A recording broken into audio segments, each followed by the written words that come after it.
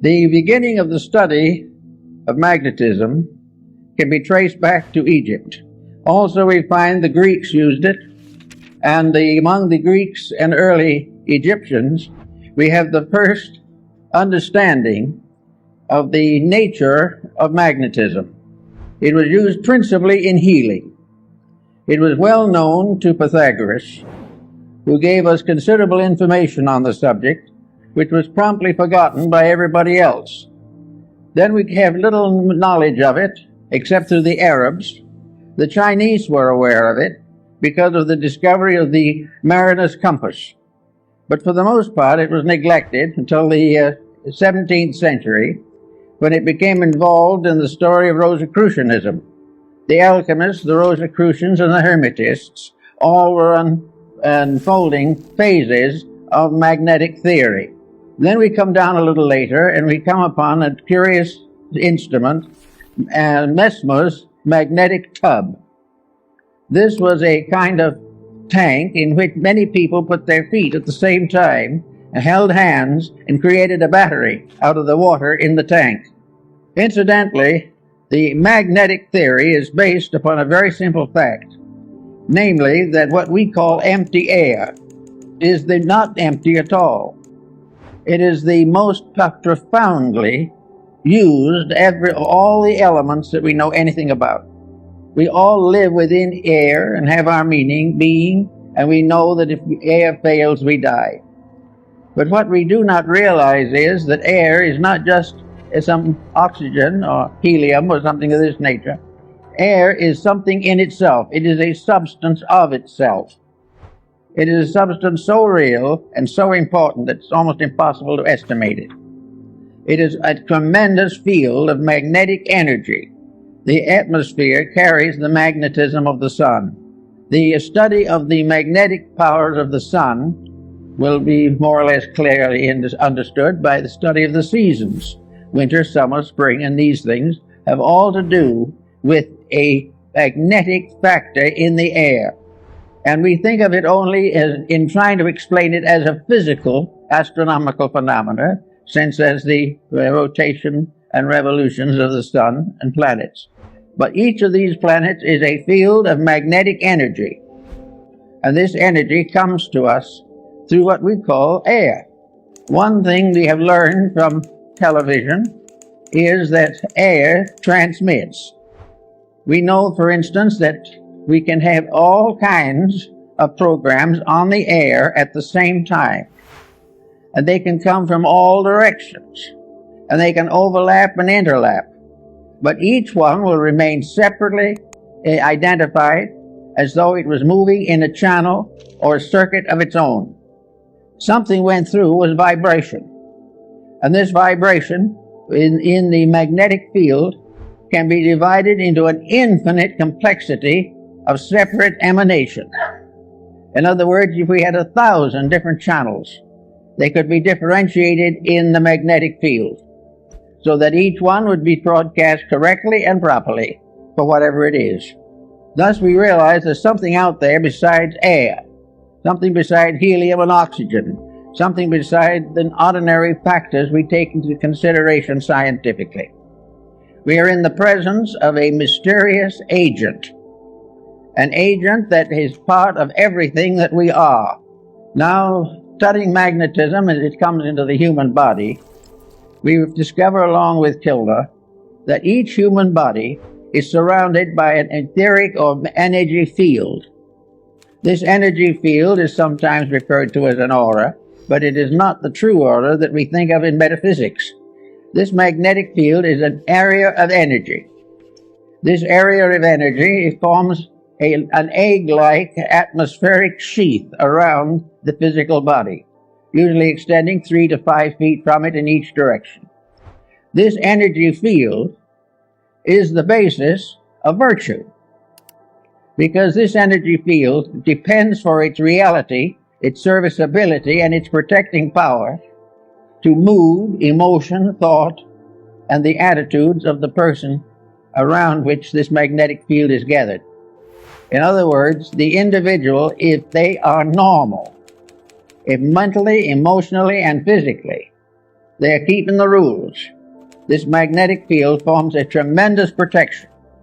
It is normal, it is healthy, it is constantly able to handle infections and all kinds of difficulties. It will help to heal wounds. It will help to recover the use of functions and organs. And if we are deprived of some part of the body, it will try to compensate for us. As long as the individual takes proper care of his magnetic field, it will serve him. Now, this is a phase of morality that is generally overlooked. It is assumed that these magnetic fields are something you don't pay much attention to. They're there, maybe they'll help a little. But the truth of the matter is that practically the whole survival of the individual depends upon maintaining the integrity of this flow of energy into the magnetic field. This energy comes from the sun. It comes through a mysterious energy tube in the magnetic field. It enters the individual through the crown of the head. It disseminates through the entire body, and it's excreted back again through the lower centers of the body and is recleansed by the solar energy.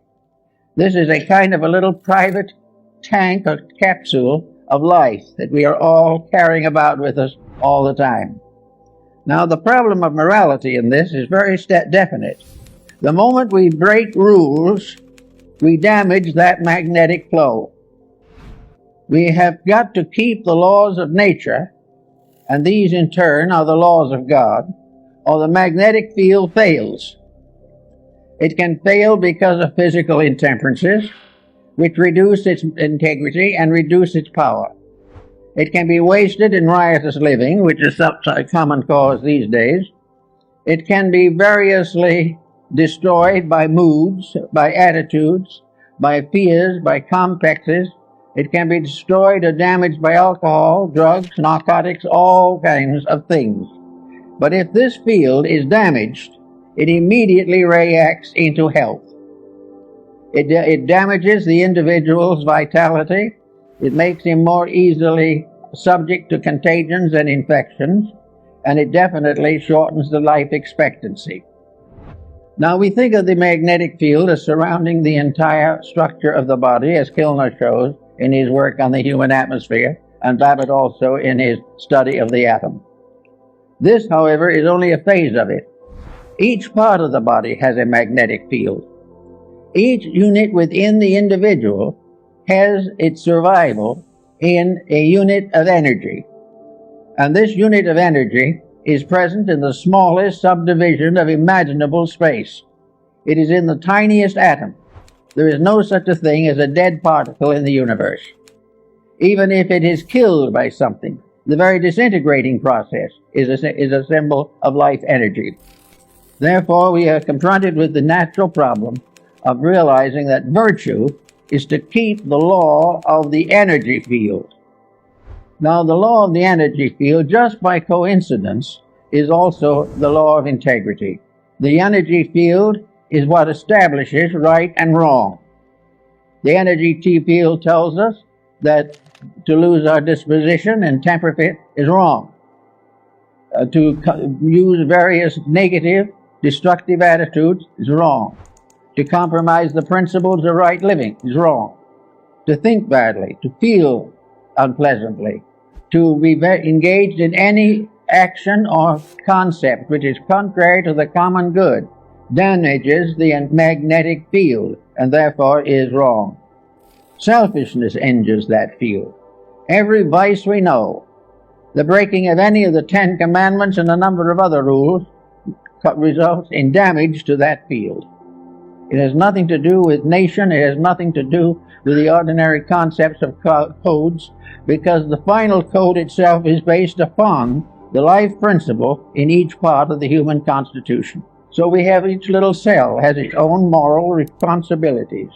The stomach has its own magnetic field. The stomach is not simply an organ. It is an organism.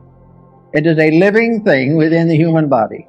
The same is true of the heart, the brain, the glandular structure, all the organs, the intestines, all the motor system, the nervous system, the endocrine system. These are all entities. They are entities of magnetic unities. They are part of living organisms which are cooperating together for the common good. To abuse one is to damage all. To neglect one is to neglect all. Each of these organs has its own field in the body, and all these fields together constitute the grand magnetic field that surrounds the complete person. Now we go inside of this for a moment to see what we're dealing with. So we go back to Pythagoras, who was very timely in that. He tells us that in Egypt there was a temple in which therapy was the result of this contemplation of symmetrical geometric solids. In other words, the images of therapy were mathematical cubes, octagons, and various forms, dodecahedrons, each one placed upon a kind of altar or pedestal for the contemplation of the sufferer. All were symmetric geometric solids, perfect and complete in structure. To look upon them was therapeutic, because to look upon them accepted their energy as a reality in our lives. Now, these stone solids apparently were not alive. They only gave the impression of value, but actually they were alive. Every form in nature, natural or artificial, has a magnetic field. From the tiniest atom to the greatest galaxy, the magnetic fields are present, and the rules of each of them must be obeyed. Now, if an individual looking at a geometric solid sees in it a perfect proportion, this realization enters into the subconscious life of the person. The imagery of that solid is sent into the consciousness in the form of a benevolent magnetic center. It means that the individual is seeing a harmony, is seeing something in perfect order and perfect correctness.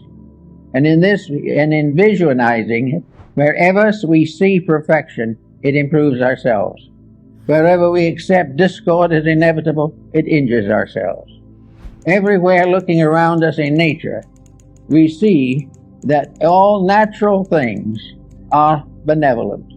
It is only when these are abused, mostly by humanity, that these benevolences are lost. So we find that we live in a universe in which everything is in harmony if we are. Now we can say, of course, that somebody else might be out of harmony, and this could injure us. Actually, it's not quite true. The magnetic field which protects us against any negative magnetic field that does not arise within ourselves.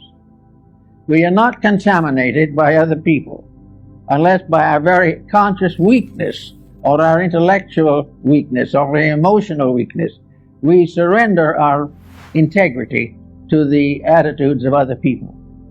If we commit misdemeanors of one kind or another, we are responsible by the effect of these mistakes on our own magnetic field.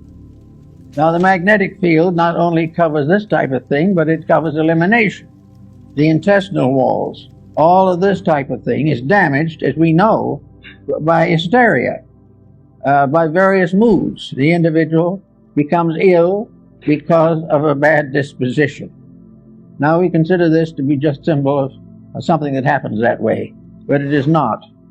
The individual who is sickened by dispositional fault is sickened because he has damaged the magnetic field of some essential part of his own nature. If he has damaged the magnetic field of his digestive system, he will have dyspepsia. And if the dyspepsia lasts long enough, and the magnetic field is sickened long enough, then enduring chronic ailments can set in. No individual actually is infected entirely from himself, but never completely without himself. All of these unities of facts must be in harmony. Now, in the Rosicrucian philosophy, we had alchemy, the transmutation of various phases of life. Alchemy was a transformation and a transmutation of energies, and these energies are essentially the same ones that we have in magnetism. We therefore have a constant realization that everything we do and everything that we see and have has values of its own. Now let us pick up a pebble from the beach, and we suddenly realize that we're in the presence of a little stone. Today there is quite an interest in little stones, all kinds of stones. We are interested in the crystals that form in rocks and all these types of things. But crystals are formed by magnetism. They are formed by a rate of vibration peculiar to a certain element. And that particular rate of vibration can evolve through the mineral, plant, vegetable, and animal. It is always present. There is a magnetic core on each kingdom, and each kingdom unfolds within this magnetic field. And within each of the composite fields, individual members of the fields with various degrees of growth are variously individually conditioned. Everywhere, this process of keeping faith with integrity becomes the natural secret of security, survival, and world peace. Now, we can say that it would be very unlikely that, we'll say, a potato could have a magnetic field of its own, but it does. In fact, every cell within the potato has a magnetic field of its own. Therefore, we come into the problem of nutrition. And nutrition is very largely the study of the magnetic fields of various food products. It also tells us what happens when these food products are adulterated or are variously misused or poisonous elements are introduced into them.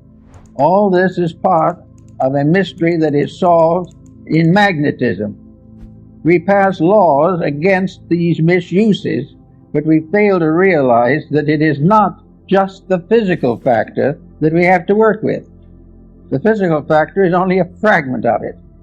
The main problem is to realize that behind all of these problems, whether of government or of religion or of philosophy, all these things are in trouble because of lack of integrity. And integrity is simply keeping the laws and rules of energy fields. Each field has its own integrities. All integrities in all fields are compatible. All lack of integrities, all departures from integrity in any or all fields are in conflict constantly. The only way the individual can escape conflict is by never abusing the energy factors of his own life. He must never abuse his body, his emotions, or his mind. He must never permit himself to develop attitudes that are incompatible with the integrities which nature has bestowed.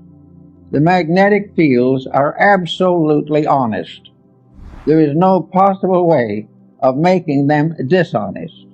The only thing we can do with them is to destroy or limit the manifestation of their integrity. If we break the rule, we lose the benefit of that particular energy. When we lose that benefit, we then say that evil has come to us. But it is not an evil thing that has come to us. It is the failure of a good thing to be developed and purified and intensified. The magnetic fields are also in a state of constant evolution. They're in evolution in the life of the person. The individual may be born on a certain level of magnetic integrity. If he becomes a better person, he strengthens these values in himself, because actually it is all a matter of gradually strengthening the perfection of an energy resource. Now, no one is going to perfect it in one life or 100 lives maybe, but he's going to grow. And the more integrity grows, the more rapidly the individual becomes harmoniously adjusted to the principle of life to which he belongs. In our world at the present time, we are in a sad state in which practically everyone has broken every conceivable rule. We are living day by day trying to live off the profits from our own mistakes, and this is not really profitable. We are not realizing that this has nothing to do primarily with the theology. This has nothing to do with laws of government. This has nothing to do actually with our legal codes. It has to do with the relationship of energy to its proper ends and purposes. We know what it's supposed to be, we know what it's supposed to do, and we know that it isn't accomplishing that. Everything that has an existence has a magnetic field. It may have one that is not even visible. And the whole of our atmosphere, the whole of the world in which we live, is one mass of magnetic interplays. But as long as these are kept honest, they are all compatible. And a universe in which there was no dishonesty would be free from every infirmity.